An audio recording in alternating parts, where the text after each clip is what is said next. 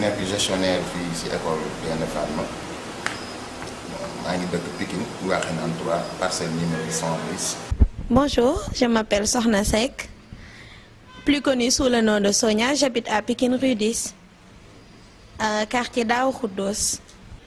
maa ngi tudd Arouna Agne dëkk Pikine Wakhinane 3 aussi di membre JDB Jeunesse des banlieues aussi bokk ci réseau bi nga xamante ne mooy réseau quartier du monde. Bonjour, je m'appelle Ousmane Bari, j'habite à Pikine Wakhinane 3, villa numéro 142.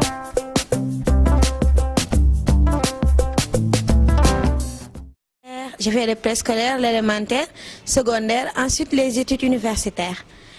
J'ai eu ma licence en 2012. J'ai eu mon master 1 l'année dernière. Cette année, je fais le master 2. Je vais soutenir, Inch'Allah, avant décembre. waaw loolu dinaa ci sawar a wax donc jàng naa ba CM2 jóge CM2 def 6e fa laa profité yàq sama jàng daal mais faute bi ci man la du ci kenn. J'ai étudié à l'école 8 en primaire. Ensuite, j'ai fait la collège, le lycée. Actuellement, je suis à l'université Cheikh Anta Diop de Dakar, dans la faculté des sciences économiques et gestion. ma jóge CM2 dem 6e persévérer ci jàng bi gën a góorgóorlu xam ne tamit lii laa war a def ma dem 3e am BFEM jóge ci loolu ñëw ci association bi nga xamante ni mooy AJWP Amicale des jeunes de Wakhinane Pikine ci laa fa amee tamit ay attestation yoo xamante ni ñu ngi jëm ci management des organisations ak communication ak vidéo reportage yor naa fa am 3 attestations yooyu par la suite ma def bac def terminal def bac mais mu du ma réussir vu que ni def naa tantawaat aw ma mu tombeek aussi sama frère yi jóge fii après si laa ñëwee nekk fii.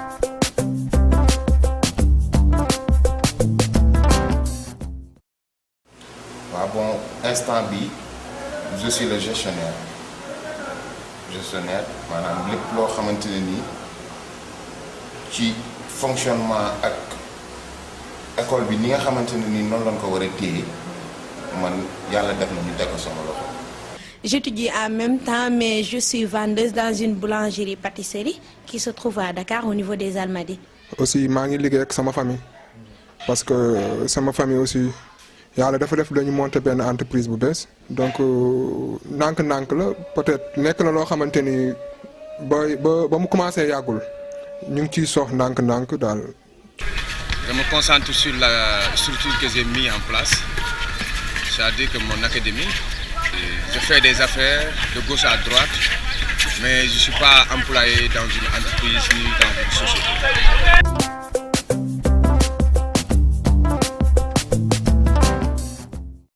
mais association bi ma nekk mooy bii AJWP Amicale des jeunes de Wakhinane Pikine parce que adhéré wu naa si yàgg na mais vu que ni dama am ay quelques occupations moo tax mais beneen association bokk na ci.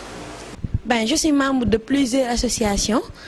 waaw actuellement nii comme ni ma la sànq maa ngi ci JDB. Oui, effectivement, je suis membre d'une association qu'on appelle Jeunesse des banlieues, où je suis le président actuel.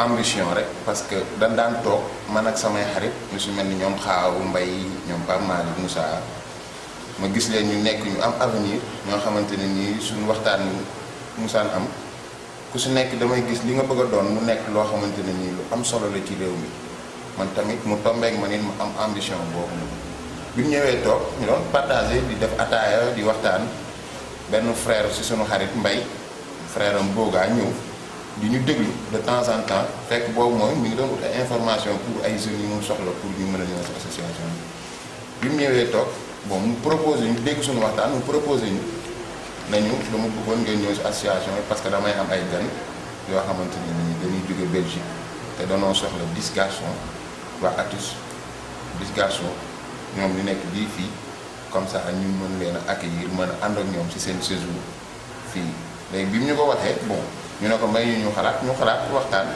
bi ñu waxtaanee entre nous ñu xam ne tamit bon c'est intéressant que ñu toog fii xam nga dem nekk ci benn association boo xam ne suñu koñ la sosoo bon loolu motivé na ma ñu dem toog waxtaan ak Boga am wax ñu carrément association bi ni muy doxee ak lan moo ko tax a jóg après nag vraiment ça m'a plu mu neex ma trop après ma adhéré. Ce qui m'a le plus motivé, c'est que quand on est dans un quartier et que les jeunes s'organisent, les jeunes qui sont scolarisés et non scolarisés, il faut que les filles aussi s'activent pour ne pas rester en rade. C'est ce qui nous a poussé. Et comme à Pikine Icotaf, il y a beaucoup d'associations. Il y a des associations communautaires de base, il y a des associations de femmes, il y a des associations d'élèves et étudiants, comme on les appelle. Pour ne pas créer une discrimination, je me suis engagée dans toutes ces associations-là pour apporter mon pierre à l'édifice. Bon, ce qui m'a motivé à adhérer dans les associations, c'est qu'au niveau de mon quartier, à Bazas, j'ai participé aux activités culturelles et sociales. Donc c'est ce qui a amené mon amour et l'ambition de participer au niveau d'autres associations.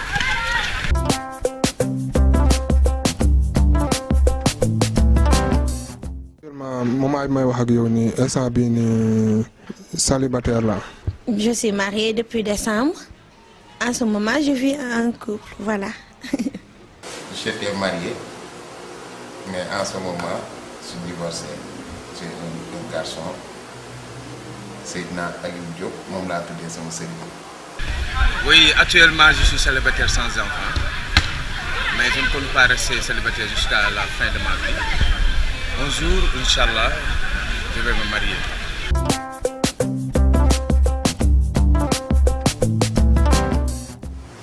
su ma sañoon tamit école bii nga xam ne pour le moment moom la ma sama papa bàyyi moom la ñu bàyyi ñun ñëpp ñu tegaat ko fi nga xamante ne nii foofu la nekkoon comme nekk benn école de prestige ñëpp déggaat Gaïndé Fatma.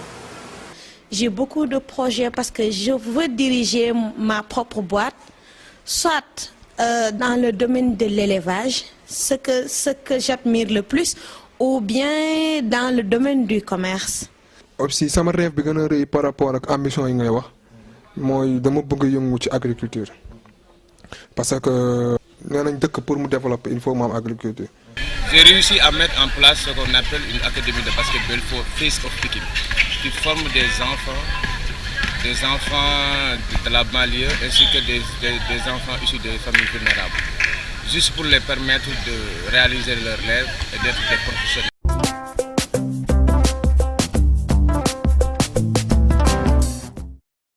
Ben, des 10 ans qui ont été plutôt riches parce que Quartier du Monde m'a permis d'avoir beaucoup de choses expérimentées en expérience professionnelle. Ça m'a permis de mieux parler en public, ça m'a permis de suivre plusieurs séminaires et plusieurs formations, notamment montage, vidéo, formation en administration, formation en communication, en leadership des entreprises et beaucoup de séminaires qu'on partageait avec des hommes qui sont des hommes connus, des hommes d'État et que lorsqu'on parlait, ils nous écoutaient. Ça dit que ça, c'est un atout, c'est un fort que tu ne peux acquérir grâce à l'association. Et ça m'a permis aussi de beaucoup voyager parce que grâce à Quartier du Monde, j'ai connu le Maroc, j'ai connu le Mali et beaucoup d'autres régions du Sénégal. di jàngat bi mooy mën a wax ci fukki at bari na bariwul jàng naa ci expérience boo xamante ni mënuma la ko expliquer quoi parce que ñun depuis ba ñuy ñëw fekk ay tête vide lañ ñëwee mais yàlla def na ba ñu dooree dugg ci réseau bi dañu am ay formation yoo xamante ni jaar nañ ci def nañ ay ci vidéo comme ni tey ñu nekk nii aussi def nañ ay management lépp ci réseau bi lañ ko defee c'est-à-dire que ni jàng nañ ci expérience bari parce que jàngal nañu lu bari defal nañu ay formation yu bari. Donc li ma ci jàng bari na parce que moo tax ma am ay ambition am ay rêve peut-être wala am sama xel di ma jox sama xel dafay pour ma capter benn affaire par rapport ak ci ay projet dafay facile quoi te loolu ci 10 ans yi laa ko jàng. ah loolu dina difficile de mais tamit Quartier du Monde c'est autre chose bu nekk Quartier du Monde rek loolu rek ça veut tout dire parce que Quartier du Monde maanaam nekk na loo xamante ne nii lim lay jàngal ci sa bopp sax dafa bari parce que.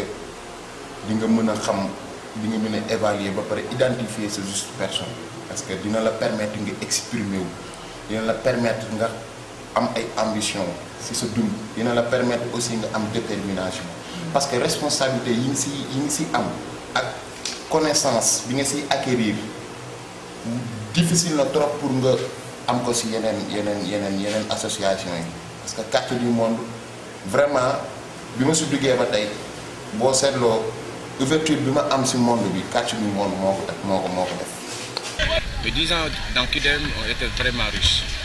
M'ont permis de recevoir des formations, ce qu'on appelle des formations de genre professionnel, comme le fait de filmer et de monter, d'avoir une formation en management des organisations, de diriger, de s'imposer, de s'exprimer, et aussi de pouvoir connaître d'autres jeunes qui sont dans d'autres continents, et le fait de partager avec eux leurs réalités, leurs activités. C'est quelque chose qui me plaît dans KUDEM. Et aussi le fait aussi de pouvoir s'imposer dans ton pays, de côtoyer des autorités, de dire ce qu'on pense et de pouvoir les mettre en œuvre, c'est aussi quelque chose de très important que j'ai gagné dans KUDEM.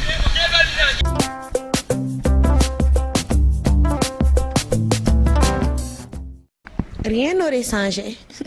De toute façon, moi, le fait qu'on partage, ça dit qu'on fait une différenciation entre hommes et femmes dans le secteur formel. C'est-à-dire que dans le secteur de l'éducation, ça ne me plaît pas du tout. Parce que, vous voyez, à l'université, les bons résultats, ce sont les femmes qui les fournissent, quoi qu'on puisse dire. Même au concours général, les 5 premières sont des femmes. Waouh, sur un digne là, puis je vais changer si ça m'a parcours, puis je vais rester. Si benn relation maanaam ba am borom kër yam sama borom kër nekk ak moom ba keroog yàlla di ma may li may may. non man gisuma ni dinaa changer dara quoi parce que man fi may teg sama bopp xam naa fi ma teg sama tànk xam naa ko bu baax a baax aussi fi ma teg sama tànk nit mënoon jigéen aussi foofu laa teg sama tànk. Je pense que rien n'aurait changé dans ma vie parce que étant garçon je crois en moi et je persévère dans ce que je crois. Donc si j'étais une fille, ça serait pareil. Juste le regret de ne pas pouvoir être polygame.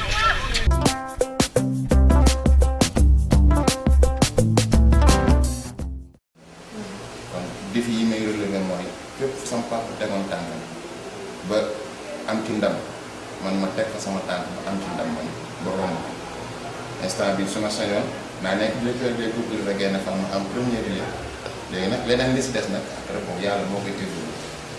Ben, mes défis actuels, c'est de trouver quelque chose de stable, que je n'aurais pas à m'inquiéter sur comment serait mon lendemain et comment serait mon futur. Et aussi, voyager, parce que comme j'aime beaucoup voyager et la découverte, je crois que aussi ça fait partie de mes défis. J'aimerais aussi faire de mon académie une structure qui sera connue au niveau international, qui permettra aux enfants de pouvoir y acquérir des formations et de se former et de réaliser leurs rêves. sama défi mooy li ma la sànq c'est-à-dire que dama bëgg a yëngu ci agriculture pour participer ci développement dëkk bi sama tur dama bëgg mu am fu mu egg te pour man ci agriculture laa ko mën a def.